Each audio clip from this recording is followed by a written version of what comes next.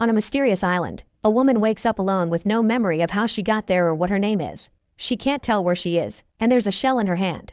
Nobody answers when she screams for help, so she decides to blow the shell to see what happens. At that moment a second woman shows up. She doesn't remember her name either, and her object is a knife. Things get tense between them and Shell Lady takes the knife from her, only to be interrupted by a guy that tells them there are more people like them all over the shore wearing the same clothes. Soon everyone comes together and they move some tree trunks to sit on while sharing a coconut. Nobody remembers what happened, and each person woke up with a different item. At that moment they notice that their identical clothes have labels with their names on them. Shell Lady is Chase, Knife Lady is Casey, and the guy that found them is Cooper. After everyone learns their names, Chase announces she'll go looking for clues, so Brody and Donovan go with her. The trio retrieves all the items that appeared with them, but then Donovan decides to go back to the others. Meanwhile the group is starting a fire and carving the word help in the sand. While sunbathing, Taylor finds a book buried in the sand called The Mysterious Island, but she dismisses it. Donovan arrives and convinces everyone to forget their troubles by swimming. At first they have lots of fun, but soon they panic when they see sharks approaching. Everyone rushes back to the shore, but unfortunately Donovan doesn't swim fast enough and soon a shark bites him before taking him away. Moments later, Chase and Brody find a beautiful waterfall, and Brody asks Chase not to tell the others. Then they share a kiss, but when Brody asks for more, Chase turns him down. Brody doesn't accept this and pushes Chase to the ground to try to take advantage of her. Chase struggles against him and manages to push him off. Then she takes out the knife to keep him at bay and runs away. Afterward Brody returns to the camp and begins giving everyone chores to do, just assuming he can be the leader and not telling them about the waterfall.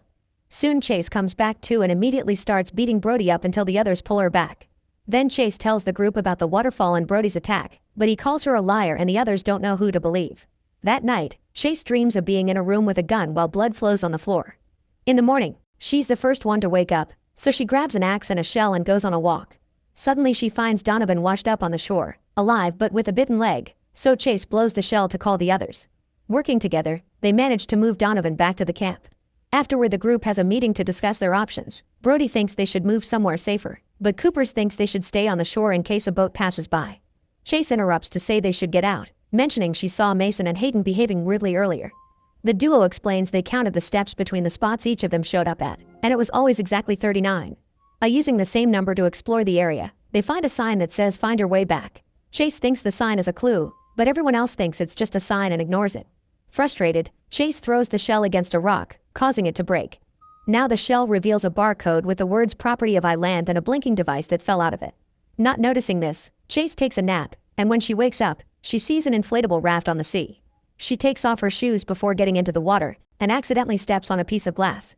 As she swims toward the raft, the blood from her foot gets the attention of the sharks. Thankfully Chase can swim fast enough to reach the raft right before the sharks reach her. In the raft, she finds various objects like medical cases and a bunch of bullets. There are also oars that she uses to return to the shore. She hides everything she's found but makes sure to check the cases first. One has medicine, but the other one has a locked box. Afterward Chase speaks to Cooper in private and after he swears to keep the secret, she shows him some of the things she's found, like stamps and a packet of gum that has 39 on it. Meanwhile Brody and Casey go looking for food and end up kissing in the woods. Later, the group sees the weather is getting worse and discusses again if they should move or not. Cooper ends up punching Brody and a fight ensues, so the others quickly jump in to separate them. A frustrated Copper leaves and Brody violently takes the knife from Chase to keep everyone at bay. Now the whole group can see he truly is crazy and turns against him, so Brody drops the knife and goes away. To everyone's surprise, Casey grabs the knife and gives it back to Chase. At that moment a storm reaches the island, so Chase takes the group to hide in the raft while Brody and Cooper put up with the rain. In the raft, the group falls asleep, and Chase has another dream. She's in a room with blood on the floor and she shoots a woman sitting on a chair. She's suddenly woken up by Cooper calling out her name, so she reveals the location and invites him inside. Once the storm passes, Chase heads back to the sign and finds the device that fell from the shell. Realizing what it is, she begins running back to the old camp, only to come across Brody, who has built a spear. After telling him to go wake up the others, Chase digs out the case from the raft and uses the device to open the box, guessing the password is some combination of 3 and 9. Inside she finds a gun, so she loads it up with the bullets before rejoining the group. Later, Casey is privately checking her scar when she's approached by Hayden, asking what happened between her and Brody in the woods. Casey confirms they did the dirty and blames herself for it, but Hayden can tell Brody attacked her. Meanwhile Chase and Copper go on a hike to look for more clues. After lots of walking and climbing a cliff, they come across a large abandoned building hotel. They see beds and a fountain with running water, so they rush back to tell the others. Brody doesn't like the idea of having to climb a cliff and an argument ensues, during which he threatens Chase with the spear. The others tell him to cut it, so an offended Brody goes away. The rest of the group asks Chase to leave too, accusing her of being the one triggering the arguments. As clouds cover the island again, Chase goes to sleep in the raft and has the same dream of the dying lady. In the morning, the group drags Chase out of the raft and takes her to the beach, where Brody is dead with a knife in his body. The others accuse Chase of killing him and don't believe her when she says she didn't, so she starts beating them up to escape. Casey hits her extra hard with a stick and Chase faints, only to suddenly wake up on a chair inside a strange room. She can't move any part of her body, and soon a nurse shows up to give her an injection without answering her questions. Chase falls asleep and has visions of a lady from the dream and the sea from the island.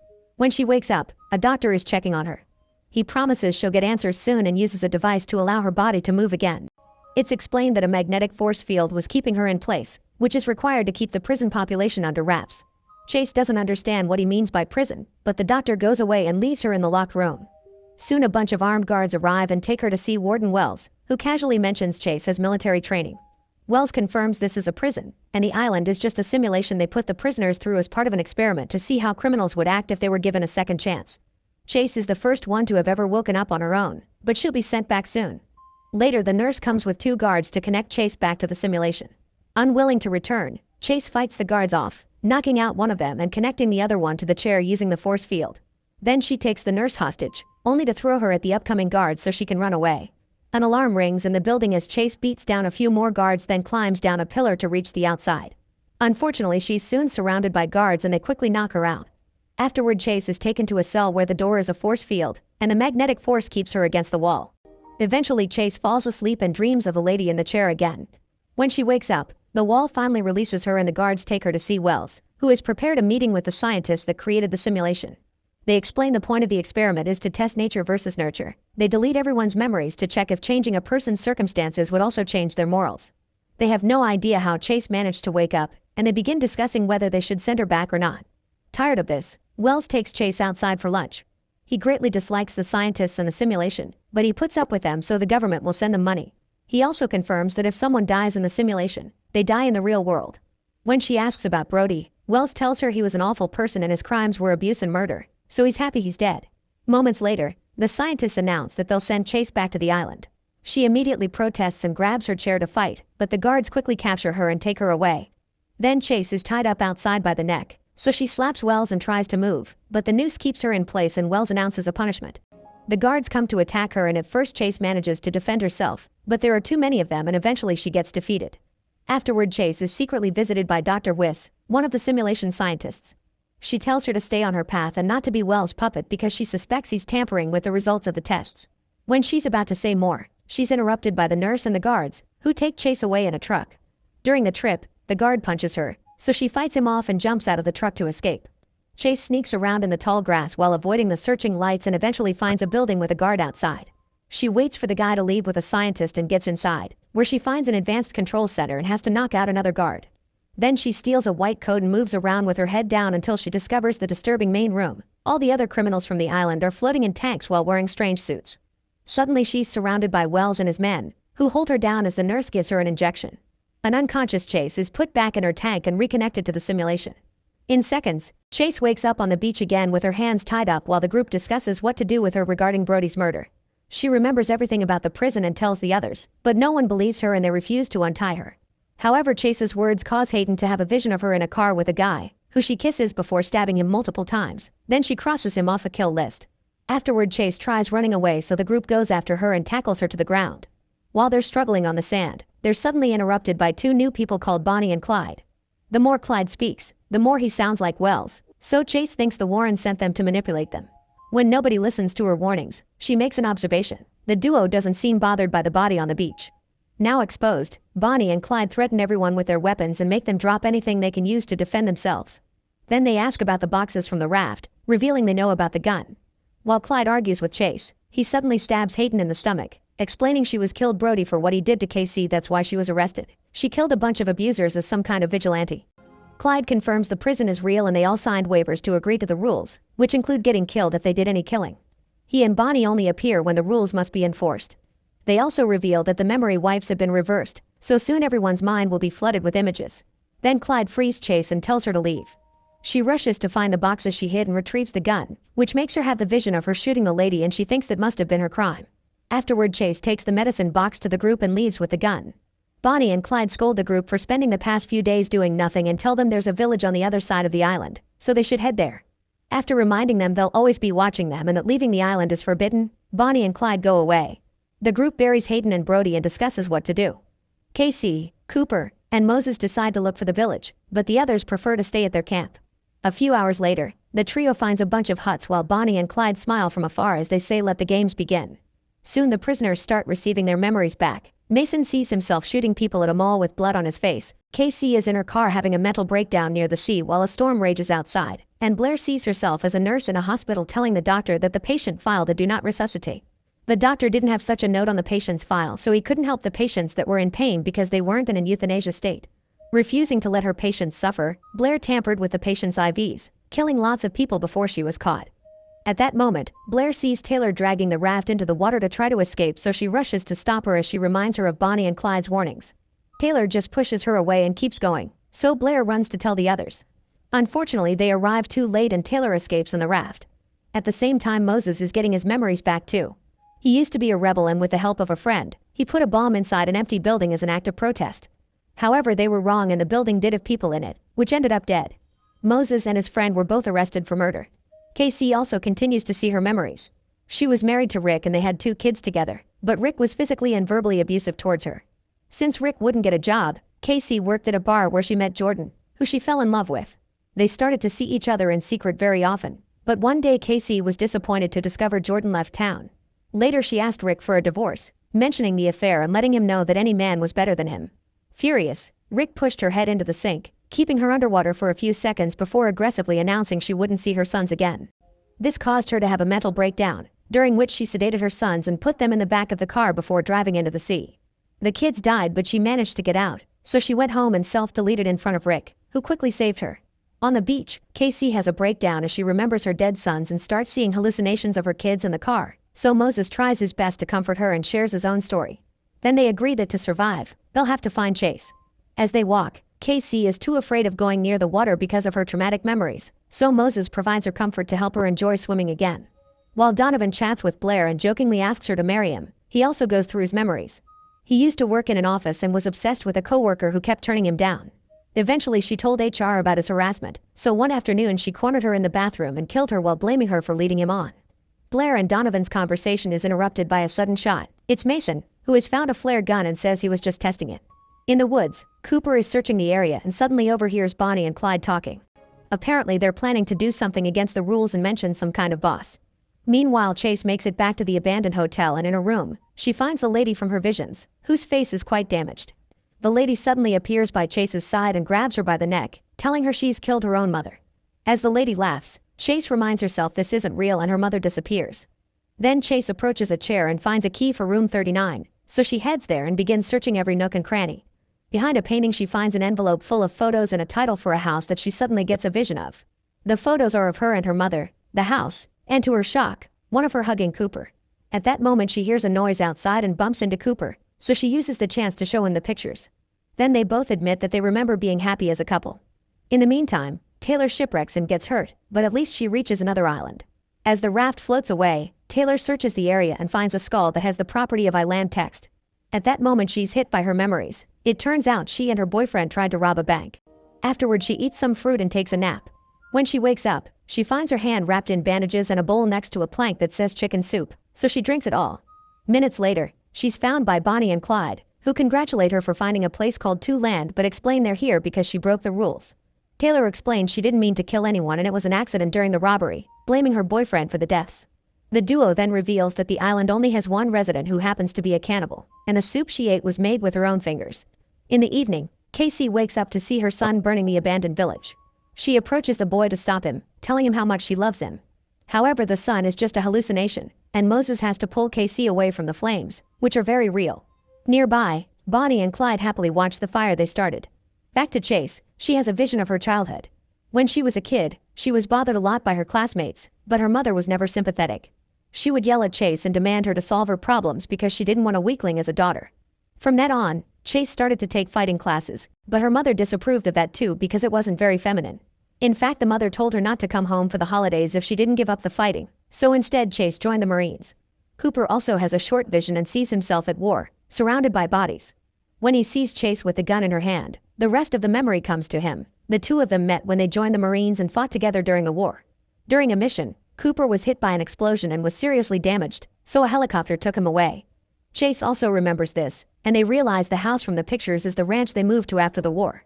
Another flashback reveals that after Cooper recovered from the explosion, his face was still severely damaged and he was worried nobody would hire him like that. In the present, Cooper is looking at himself in the mirror when suddenly he sees Chase's mother next to him. She removes the bullet from her forehead and hands him to Cooper, but luckily at that moment Chase makes him snap out of it. She explains that she also sees her mom and that she thinks she killed her even if she doesn't remember it, but Cooper says they were framed. At the beach, Mason gets his leg hurt after slipping on the rocks, so Blair takes care of the wound. Donovan sees this and gets jealous because Blair had taken care of his leg first and he had thought they had something. After Mason leaves, Donovan pretends he has something in his eyes to get Blair's attention and begins talking badly about Mason. Suddenly he tells Blair that he loves her, but Blair turns him down. Meanwhile, Mason has another flashback. After killing all those people at the mall, he could hear the police coming for him, so he took a gun and tried to self-delete. However, he couldn't do it and he got arrested. At that moment, Blair approaches him and asks him to never leave her alone with Donovan because he's dangerously obsessed. In the woods, Bonnie and Clyde see Casey and Moses bonding and decide to let them be because they'll probably attack each other soon.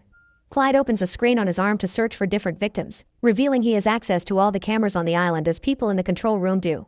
This causes two technicians to notice something is wrong. Later, while Blair is away, Mason is taking off his shirt and Donovan uses the chance to choke him. Mason struggles against Donovan and they fall to the floor, but when Mason tries to grab something to defend himself, Donovan finishes killing him and hides him under some leaves at the same time by the sea. Blair suddenly remembers that she was married to a woman and rushes back to tell Donovan, only to see Mason's body on the ground. Disturbed, she falls to her knees and pretends to accept Donovan's feelings while secretly taking the flare gun from Mason. Then Blair pretends she's about to kiss Donovan to get close enough and shoot him at point-blank range, killing him instantly. Back to Casey and Moses, they arrive at the hotel and find Cooper and Chase. An argument ensues over secrets and information, so Cooper takes out a gun to shut them up, causing him to have a flashback. The farm they were renting belonged to Chase's mother, and she refused to extend the lease because they weren't making enough money. Cooper tried to plead for mercy, but the old lady began insulting him and Chase, which made Cooper angry. Chase's mother took out a gun to make him leave and Cooper tried to take it from her, so she hit him with a vase, and in the struggle the gun was accidentally shot, killing her. In the present, it's revealed that Cooper was so lost in the vision that he has fired the gun here too, killing Moses. While Casey hugs the body, Cooper tells Chase he killed her mother and made it look like a break-in. Chase gets very upset and is about to punch him, but suddenly Clyde shows up and stops her, saying he'll take it from here. Clyde starts fighting Cooper while Bonnie goes after Chase. All four of them are great fighters, so lots of hits are exchanged as they move all around the room and climb on the furniture. When Clyde is about to stab Cooper, Chase hits him first to stop him. Clyde retaliates with his machete, but Chase dodges it and the blade kills Bonnie instead. Then Chase stabs her with a spear, making her disappear from the simulation. Cooper attacks Clyde with an axe at the same time Chase turns the spear on him, but Clyde uses it to stab her before disappearing too. The spear also disappears, but Chase is still bleeding, so she leaves the building to die alone. When she finds the sea she passes out, only to wake up in the prison again. Dr. Wiss welcomes her and explains they brought her back right before dying because thanks to Cooper's confession, she's been exonerated of her crimes and she's off death row. She also says that Bonnie and Clyde were marshals who went rogue and were removed for interfering with the results of the game.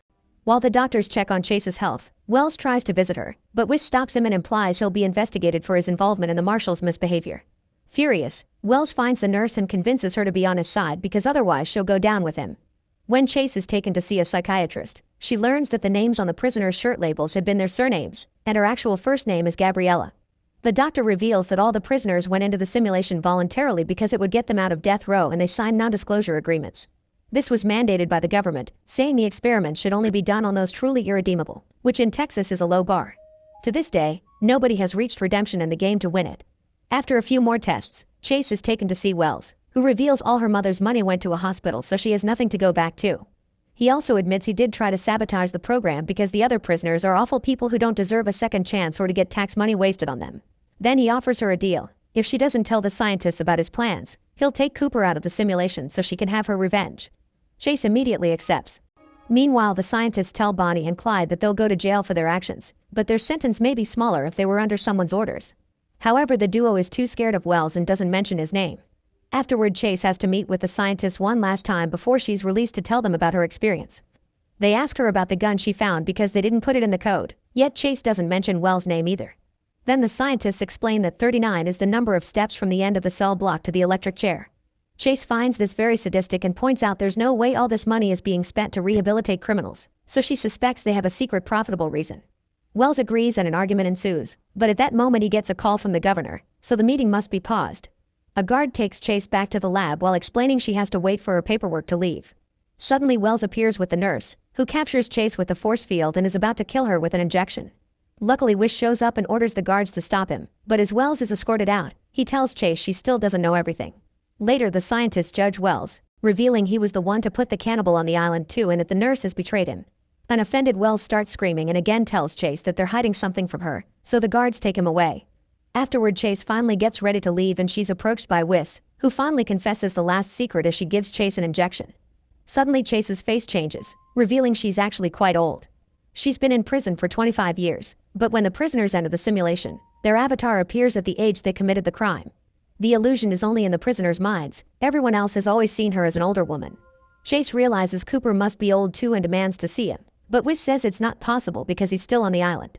As Chase finally leaves the prison, she sees the city outside and discovers how much the world has changed in almost 3 decades. Meanwhile, Wells appears on the island too and Casey and Cooper welcome him to one land.